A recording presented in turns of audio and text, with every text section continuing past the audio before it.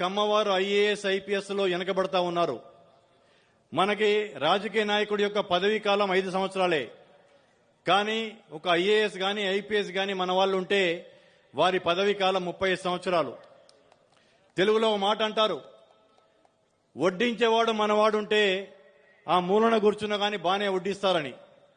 అలాగే ఐఏఎస్ ఐపీఎస్లో కావచ్చు, రాజకీయాల్లో మంత్రులుగా, ఉప ముఖ్యమంత్రులుగా, ముఖ్యమంత్రులుగా మనవారుంటే మనకెంతో ధైర్యం.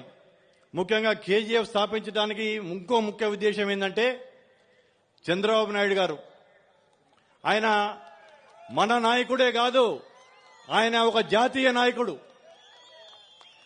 అటువంటి ఒక జాతీయ నాయకుడిని ఒక చిన్న పెట్టి కేసుతో తీసుకెళ్లి జైల్లో పెడితే వారి అబ్బాయి లోకేష్ గారు 4 రోజులు ఢిల్లీ చుట్టూ తిరిగితే కూడా ఎవడు స్పందించలేదు.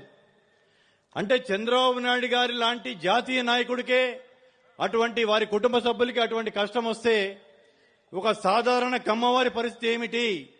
కాబట్టి మనము ఐక్యం చేర్చుకోవాలి, మన బలం అనేది అందరికీ తెలియాలి అనే ఉద్దేశంతో కేజీఎఫ్ స్థాపించి ప్రపంచ సదస్సు చేశాం.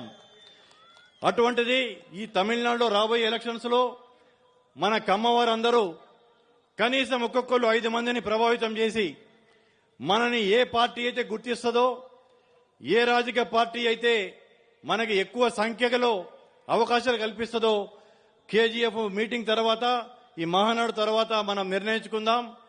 మనకి ఎవరు చేదోడుగా ఉంటారో వారిని గెలిపించుకుందాం, వారితో మన జాతిని అభివృద్ధి చేసుకుందాం.